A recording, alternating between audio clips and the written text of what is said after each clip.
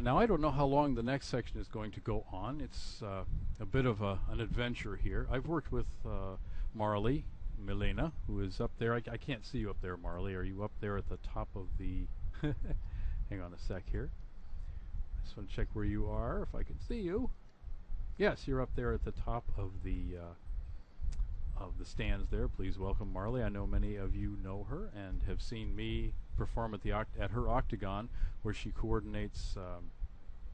What am I saying? Thank you, Marley. I appreciate that. Where she coordinates these fascinating performances between sculptors, Second Life sculptors, and Second Life performers. Now, she's composed the music for 2 piano albums that she released, one called Piano Moods and the other called Seasonal Suite. Thank you, Soundsmith. Always fun to see you, and I was really looking forward to seeing you today, so I'm going to keep track of when you next play. Sorry that you had to cancel today.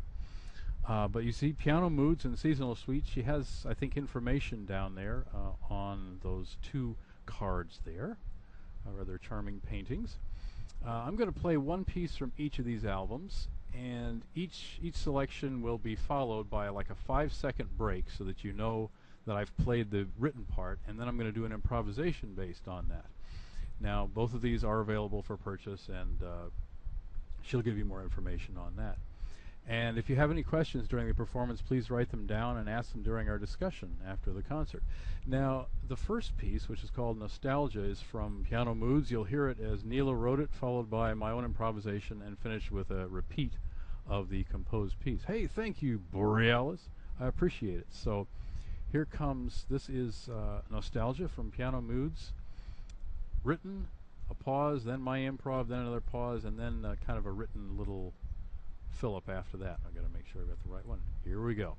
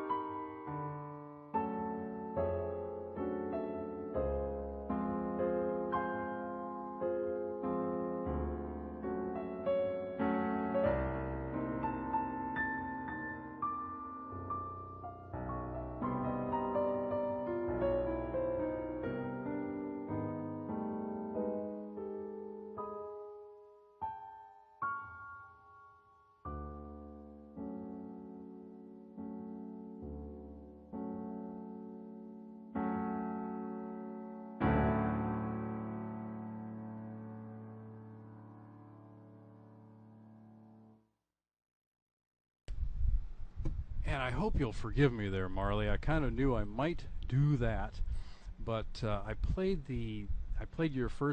Nostalgia straight the first time, with repeats and everything, and then I did my own improv around it.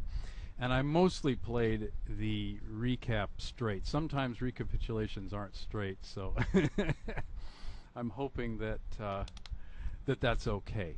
But to definitely have a listen to her album, and there's a lot of nice music on there, and I had a lot of fun with this piece. I especially like pieces that imply a lot of big, lush harmonies, because then I like to go to town, so that's when I kind of knew, hey, maybe I can do this. Hey, thank you, Thana. I appreciate that. Thank you for your tip. And Grania, always very good to see you. Grania, I'm going to be playing at a concert of yours later on this month, isn't it? Is it this month or next? I can't remember because I don't have any of my stuff in front of me. But thank you for your generous tip.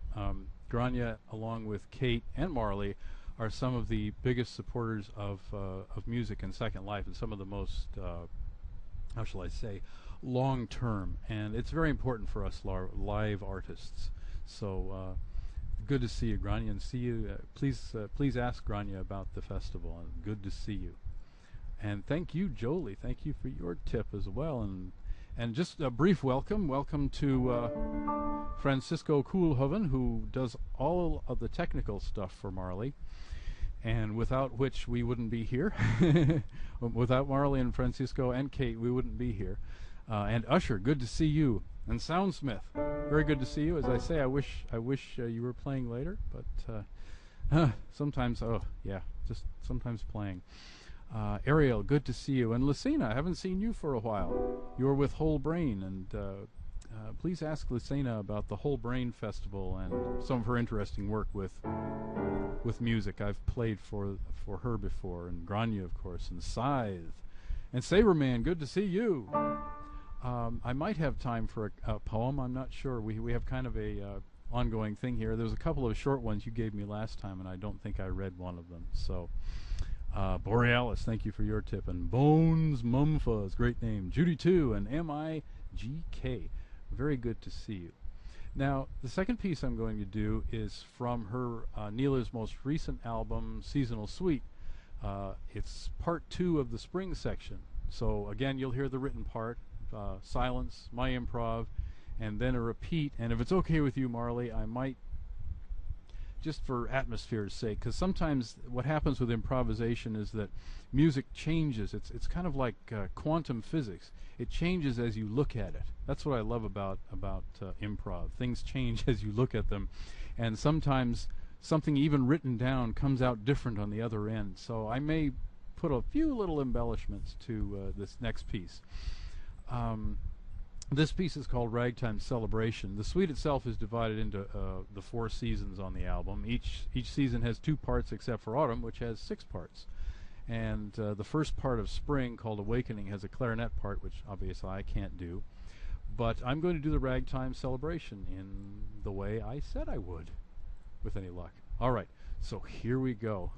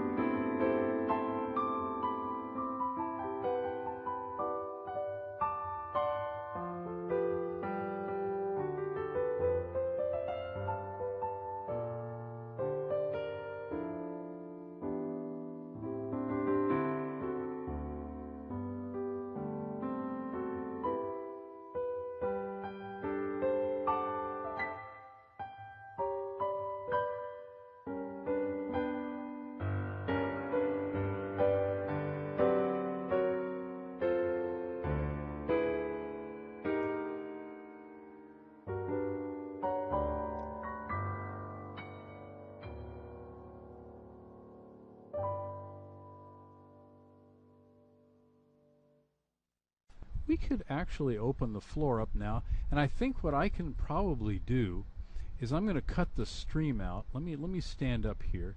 Okay. I'll just I want to just get some logistical things out of the way because people came in at different times. This gold bowl is the bowl for my group, the Octagon, where we do all kinds of creative processes, including stuff with composers and artists. And so if you are so inclined and you enjoyed the music we made today, I would greatly appreciate a donation. The blue thingy, if you click on that, you'll get a little music bio for me, plus links to the albums where you can listen to snatches of all of the pieces on each of them. The albums are fairly short, so they're inexpensive. And they are also, oh, thank you for throwing your money around. That's wonderful. Throw money. So you'll hear, beginning phrases of each piece, and then you can decide what you want to do about that. Piano Moods came out in about 2011, and Seasonal Suite came out last year. And so Tip and I are going to first talk a little bit about what our composing process is like, because it's quite different, as you can imagine. Sure. We've been friends for several years now, quite a long time. Yeah. And so we've talked about this a little bit before, and we even met in real life, which was a thrill, because he lives in Maine and I live in Massachusetts. And we had a wonderful lunch together. That was so much fun. So, Tip, why don't you start by saying what your approach is to composition and improvisation? Okay. Well, yeah, I'm assuming that everybody can hear me because I see the green stuff above me. I've written a lot of written music in my life. About 10 years or so ago, I've always been fiddling with classical improv, and of course many of you have heard me talk about compositional improv, so I won't go into that. The reason I call it compositional improv is because I use a template system and et cetera, so it's kind of like backwards. The notes are there, I improv off them. A lot of people who improv first and then write it down, so I'm basically doing it backwards because I'm very much tied to the written note in many ways. But it was fun working on Marley's pieces. It was a very different experience because, as I say, the compositional improv, which you heard at the beginning and the end, that is more, as I say, it's a backwards kind of process. This was a forwards process where I took the music. Well, let's see. Was it for? Oh, let me go back to compositional improv. And I'm trying to state why it was different working with Marley's music. Yes, and I know why now. Because my templates, I deal with small snatches of melody and harmony and such, and I put them all together. But with Niela's work, I was working with a written out work. It was not snatches of melody and harmony, it was all together. So it was somewhat difficult for me, and I almost feel in a way that I was almost kind of more messing around with it than anything. I hope it didn't sound like messing around. It was great. Thank you. I had fun. I did have fun. As I say, a lot of those great fun. Yeah. A lot of those chords. A lot of those chords I was able to take off on, but I wasn't working with snatches of things. So I was more tied to the written page, as it were. In a way, it wasn't as free, but it was more structured. I'm not sure I'm completely comfortable with what I was doing, but if it sounded good, that was what was important.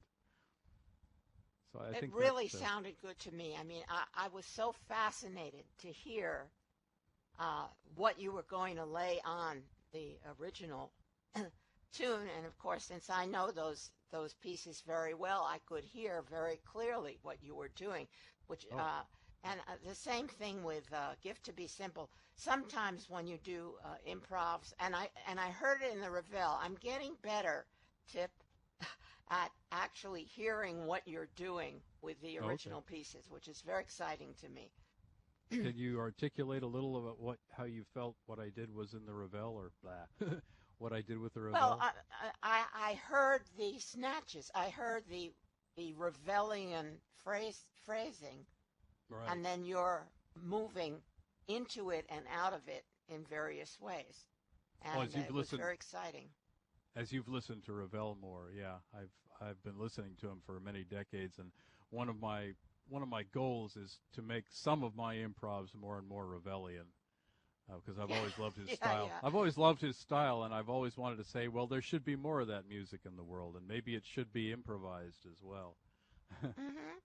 And probably that you can hear some of my influence with the Impressionists and also Satie and Poulenc and, the early 20th century composers are my bailiwick, the people that I really love to listen to, Hindemith and so on. So my music is influenced by certain sound clusters, and I tend to also write things that are more meditative, not really fast. In Autumn, I said, I would say a little bit about that. It's in 6 parts. Part 2, 4, and 6 are the same, but they speed up each time. And the whole idea there is that life is trying to hang on, and eventually it has to let go. And then it goes into winter. So I wrote the seasonal suite, each of those parts, in the season that they were dedicated to. And that was very inspiring for me to actually be able to look out the window or be outside in that season and then feel the music from the inside out. Neat. So the other thing that has influenced me a lot is modal music from the UK. I know a lot of the child ballads. I've sung a lot of the old traditional ballads and did a lot of song collecting in the Catskill Mountains at a wonderful camp named Woodland when I was a kid, and then a little later we would go up into the mountains and collect these wonderful tunes. And I'm thinking that the next thing that I do, I think I'm going to take some of those traditional tunes and do some stuff with them, and then maybe I'll hand them over to you and see what you want to do. We'll see. Yeah. Oh, okay. Your microphone was breaking up a little bit there. Now say something. It'll straighten out. It'll straighten out. Okay. That's good. Well, if you have any questions, just do let us know. And yeah, one gives a lot of oneself, so I'm probably a little stuttery after a concert. But it was fun. I've never quite done this before, so.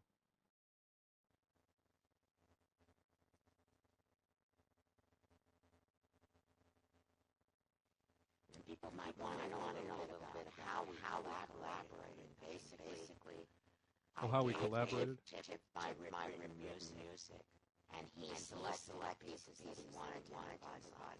I left it, completely up to him. And we figured that two would be a good thing. He did Spring Part 2. Part 1 was written for clarinet and piano. And my friend over there, Fran Koolhoven, actually found a beautiful virtual clarinet. And when we did this, that piece once before, he played the clarinet. So that was fun. I want to say a word about the performer on the album. His name is Eric Kamen, K-A-M-E-N. And he's in the Boston area. And he and I have been working together for some time. And as he said to me after we met a number of times, you're a composer who plays the piano rather than a pianist who composes. And I think that that's quite accurate. So I get I get other people to perform my stuff because I can't trust myself to do as perfect a performance as I can trust other people to do. So, and I'm mainly interested in the composing end of it. That's interesting. You talk about composer who is a pianist as vice versa. In many respects, when I was more in my written phase, I was doing that as well, and I had to learn to become the other to do my which is another reason I call it compositional improvisation. Not only be a composer who is a pianist, but a pianist who is a composer. Yeah. Sort of bring You're both the whole elements. package, my dear. You're the whole package. Oh, thank you. You have to bring both elements, though, and so I mean, the last 6-7 years, I've been practicing an awful lot more than I was in the past. It's good for you. We're sort of running out of time, but I at least I'll stay around for a few minutes if people want to come and talk to me, and if you want to listen to the other pieces on the albums, just click on this blue thing over here, and you'll get the information. On behalf of myself, I'm very happy that some of you came and heard a few of my pieces. I'm hoping we will do more in the future.